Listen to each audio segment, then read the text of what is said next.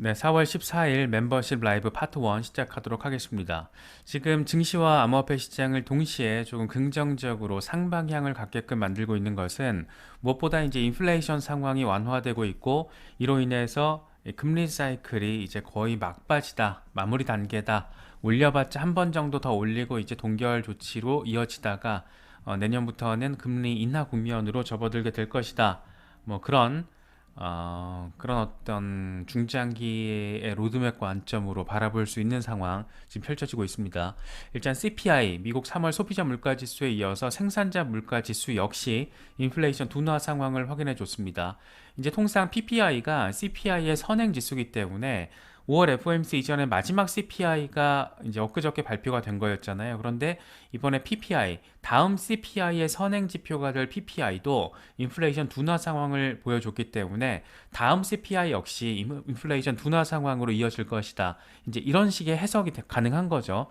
특히나 이번 PPI 같은 경우에는 이 3년 최대 하락폭을 확인해 줬기 때문에 5월 FOMC에서의 금리 인상이 이제 사실상 마지막 인상이 이번 사이클에서 마지막 인상이 될 것이다. 이런 기대감이 지금 상당히 고조되고 있는 상황이에요.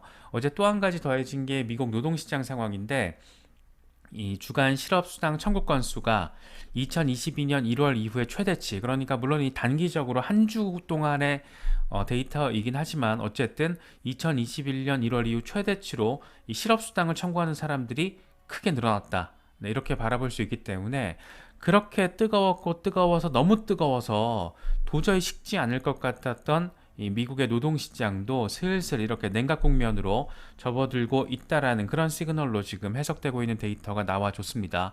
그러니까 어제 나온 데이터는 하나는 인플레이션 완화 상황, 하나는 노동시장 냉각 상황.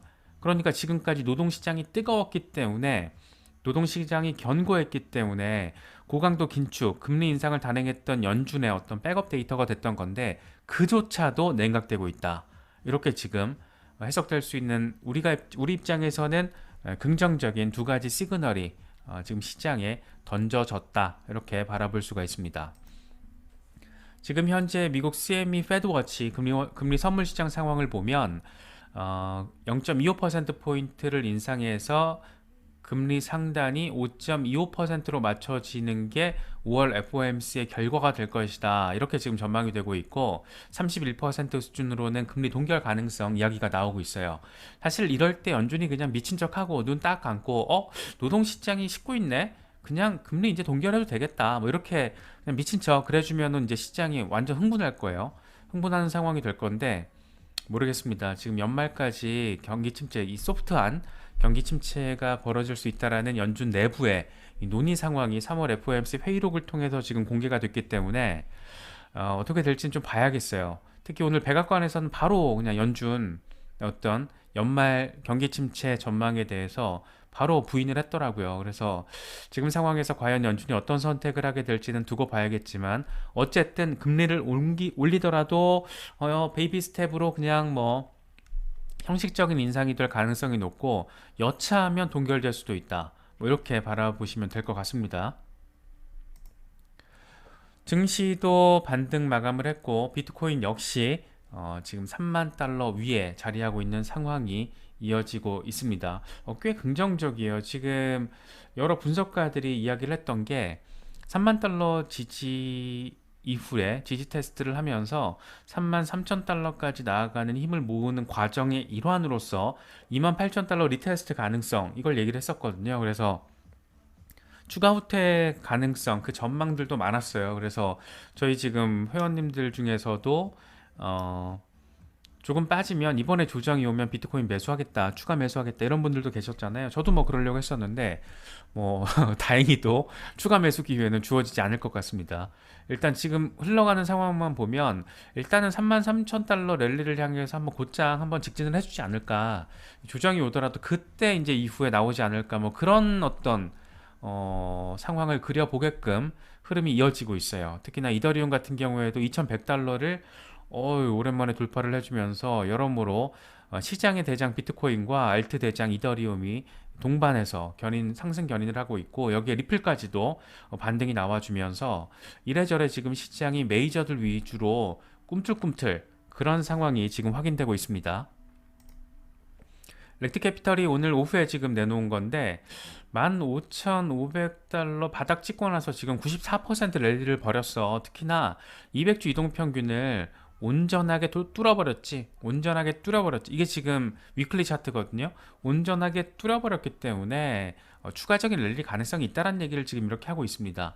제가 뭐 수십 번 말씀드렸지만 비트코인은 역사적으로 거대한 강세 랠리를 벌일 때 200주 이동평균 아래에서 벌이기 시작한 적이 없어요. 그러니까 모든 강세 랠리의 기본 조건은, 전제 조건은 200주 이동평균이에요. 근데 그게 지금 25,500달러 부근이었는데 여기를 뚫고 3만 달러까지 안정적으로 지금 흐름이 이어지는 상황이 포착이 되고 있는 겁니다. 그림이 보여지잖아요, 차트에서. 그래서 최근에 하락 심지가 좀 나왔던 거는 이 공격적인 매수, 공격적인 매수세로 바라볼 수가 있다. 뭐 이런 얘기를 하고 있습니다. 그러니까 전반적으로는 얼마까지 간다 이런 얘기는 안 하고 있지만 전반적으로는 추가 받는 가능성에 대해서 이렇게 이야기를 하고 있다라고 우리가 생각해 볼 수가 있습니다. 캡틴 5 같은 경우에는 조금 더 전폭적인 숫자를 제시했습니다. 이번 주 주간 종가가 3만 달러 위에서 마감이 된다라면 이제 문이 열린다라는 거죠. 어디까지 문이 열리냐면 38,000달러를 향한 랠리로 이제 문이 열리게 된다. 뭐 이런 거 지금 강조하고 있습니다. 특히 이 사람은 단기적으로 33,333달러를 찍을 것이다. 뭐 이런 얘기 여러 번 강조를 해왔어요. 버스타치 같은 경우에는 이게 지금 알트 전체 시총 차트거든요. 2년 동안 이어져 왔던 거대한 상단 저항선이 이번에 뚫렸다. 뚫렸는데 가만 보니까 역 헤드앤숄더 패턴이 완성이 됐네? 그럼 어떻게 되는 거야? 어떻게 되기는 가는 거지. 가는 거지. 그래서 지금 강세 패턴이 완성됐다라는 걸 강조하고 있어요. 그래서 무엇보다 거대한 이 2년 동안 이어졌던 이 저항 라인. 이게 지금 2021년 11월 상황이겠죠? 네. 그때부터 이어져 왔던 이 저항 라인이 이번에 크게 의미 있게 돌파를 해주면서 여기서 잘 지지받으면 간다. 이런 얘기 지금 하고 있습니다. 그러니까 알트 불장 온다라는 얘기 지금 이렇게 하고 있는 거예요. 이거는 비트코인이 전체 자산 총액, 총 시가총액 랭킹에서 10위, 5,960억 달러를 돌파하면서 다시 10위에 올라섰습니다. 골드가 뭐 부동의 1위, 근데 실버가 많이 올랐죠. 실버가 지금 거의 금값으로 올랐어요. 금보다 지금 더 퍼포먼스가 좋아요. 지금 상승세 보시면 아시겠지만 30일 동안 어마어마하게 올랐어요. 그리고 알파벳의 한 절반 정도로 지금 구글이 시총 랭킹 차원에서는 따라잡았다. 참 의미가 크죠. 좀 있으면은 뭐 버크셔나 엔비디아는 뭐 경쟁을 어떤 보긴 어렵고 빅테크, 이 테크의 개념에서 봤을 때는 비트코인이 아마존과 알파벳을 이렇게 따라붙고 있다. 시가총액 면에서 이걸 어떻게 봐야 될까? 좀 생각을 잘 해보시면 좋을 것 같습니다. 네, 우리 이더리움. 이더리움 잘 가고 있어요. 보통 이제 루머에 사서 뉴스에 팔라고 그러잖아요. 그런데 지금 이더리움 같은 경우에는 이번에 뉴스에 파는 상황이 아니고 뉴스 이후에 급등하는 상황이 지금 펼쳐지고 있습니다. 이 상하이 업그레이드가 활성화가 잘 됐고 일각에서는 상하이 업그레이드를 통해서 언스테이킹이 가능해지면 스테이킹이 됐던 이더가 언스테이킹으로 풀리면서 매도 폭탄으로 인해서 이더 시세가 급락할 수 있다 이런 전망이 나오기도 했었지만 이런 거 그냥 아주 그냥 보기 좋게 때려잡듯이 2100달러를 돌파를 해줬습니다. 지금 20일 지수 이동 평균이 1950달러 부근에 있기 때문에 이 정도면은 2000달러를 이제 지지받으면서 이 상방향으로 추가적인 랠리가 가능하지 않을까 뭐 이런 기대감을 우리가 지금 또 가질 수 있을 것 같습니다. 네, 김순우님 고맙습니다. 매번 많이 챙겨주셔서 감사하게 생각하고 있어요. 네, 고맙습니다. 네, 마이클 반데포페 같은 경우에는 이더리움이 9개월 전 바닥 상황과 비교했을 때 1200달러 와 반등했다라는 거죠. 많이 올랐죠. 네, 많이 올랐습니다.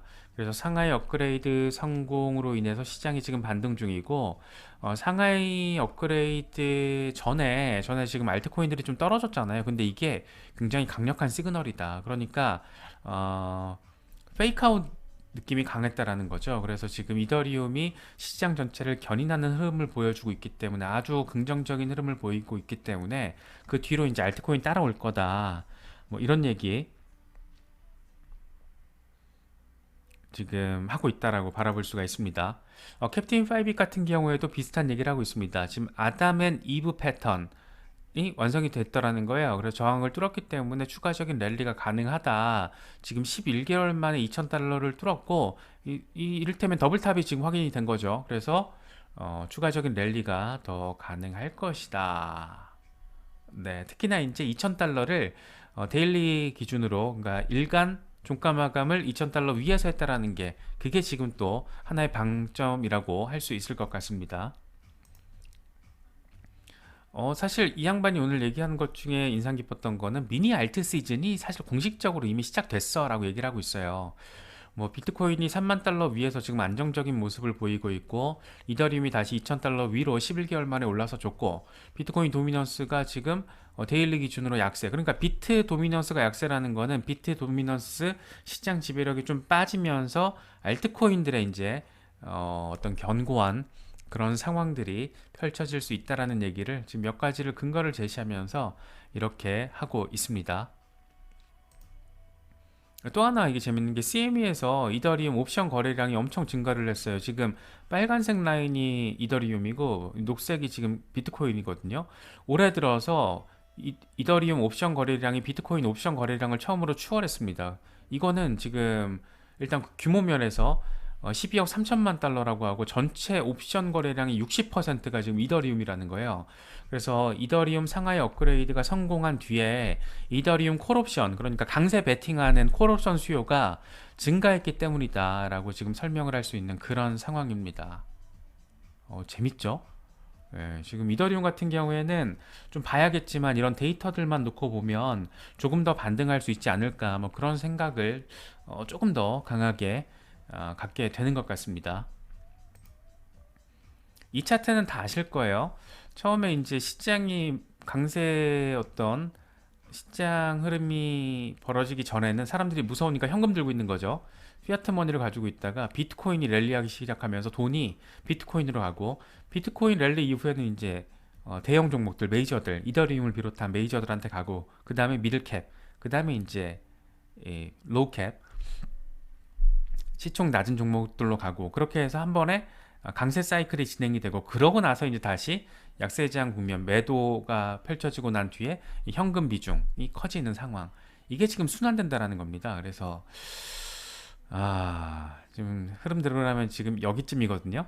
예, 지금 비트코인에서 라지캡으로 넘어가는 그 단계인데, 과연 이게 어떤 강도로 얼마나 더 이어지게 될지는 모르겠지만, 어쨌든 이런 순환 펌핑 양상이 지금 펼쳐지고 있다라는 거, 이미 약간 긍정적으로 비트코인과 이더리움이 보여지고 있다라는 거, 그리고 우리가 뒤 이어서 파트 2에서 살펴볼 리플도 이런 흐름에 지금 가세를 했다라는 거, 그런 이슈적인 근거가 제시가 됐다라는 거, 이런 부분들도 다 같이 참고하시면 좋을 것 같습니다.